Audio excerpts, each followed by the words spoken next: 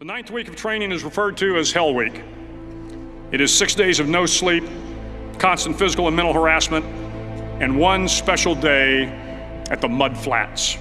The Mud Flats are an area between San Diego and Tijuana where the water runs off and creates the Tijuana Sloughs, a swampy patch of terrain where the mud will engulf you.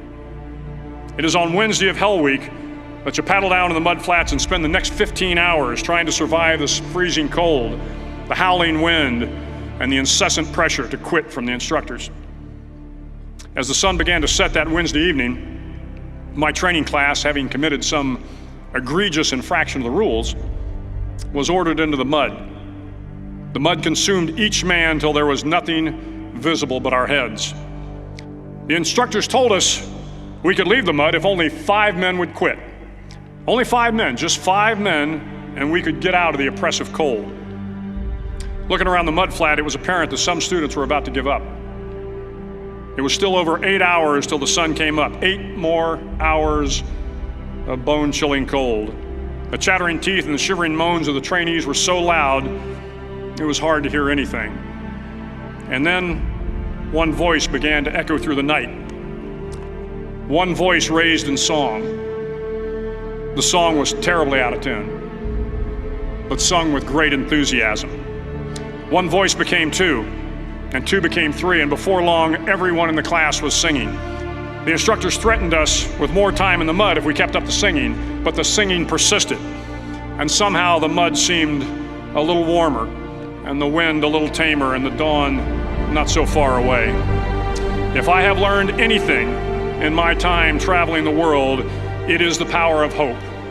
The power of one person, a Washington, a Lincoln, King, Mandela, and even a young girl from Pakistan, Malala.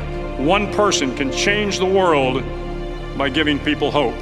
So if you want to change the world, start singing when you're up to your neck in mud. During the land warfare phase of training, the students are flown out to San Clemente Island, which lies off the coast of San Diego. The waters off San Clemente are a breeding ground for the great white sharks. To pass SEAL training, there are a series of long swims that must be completed. One is the night swim. Before the swim, the instructors joyfully brief the students on all the species of sharks that inhabit the waters off San Clemente. They assure you, however, that no student has ever been eaten by a shark, at least not that they can remember. But you are also taught that if a shark begins to circle your position, stand your ground. Do not swim away. Do not act afraid. And if the shark, hungry for a midnight snack, darts towards you, then summons up all your strength and punch him in the snout, and he will turn and swim away. There are a lot of sharks in the world. If you hope to complete the swim, you will have to deal with them. So if you want to change the world, don't back down from the sharks. Finally, in SEAL training, there's a bell. A brass bell that hangs in the center of the compound for all the students to see. All you have to do to quit is ring the bell. Ring the bell, and you no longer have to wake up at 5 o'clock. Ring the bell, and you no longer have to be in the freezing cold swims. Ring the bell, and you no longer have to do the runs, the obstacle course, the PT, and you no longer have to endure the hardships of training. All you have to do is ring the bell to get out. If you want to change the world, don't ever, ever ring the bell. It will not be easy. Start each day with a task completed.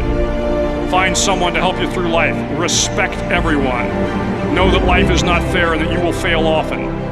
But if you take some risks, step up when the times are the toughest, face down the bullies, lift up the downtrodden, and never ever give up. If you do these things, the next generation and the generations that follow will live in a world far better than the one we have today. And what started here will indeed have changed the world for the better.